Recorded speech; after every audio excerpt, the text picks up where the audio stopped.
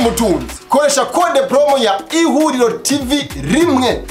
mu majambo manini wandika ihuriro TV rimwe mu majambo manini amatwirire umuzungu twese tugize urunani tugomba tugira ihinguriro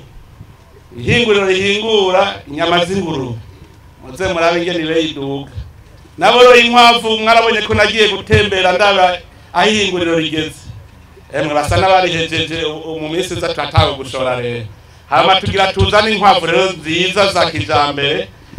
uzokorora nk'urukwavu rukapima ibiro 10 hagati y'10 na 12 aha dushaka ko guhera mu kw'icenda tuba twatanguye gutanga imbuto mu bene gihugu twazigwishije turiko turabikora ko dushaka umufuko uronka tufungure neza urumva umuntu uronke atari kurya gusa ngo wuzuze inda ahubwo urye neza harimo n'akaboga niho sawa nubona ingene muyagayaga ku maso tabona ko akaboga mu karonga erega hari inzara urahabona none usanga abantu barahumvaguritse mugana babwira ya dayimoni kibwira babandi bari mu kabare ubunyene ngo ubu bukene ngo inzara ngo turapfuye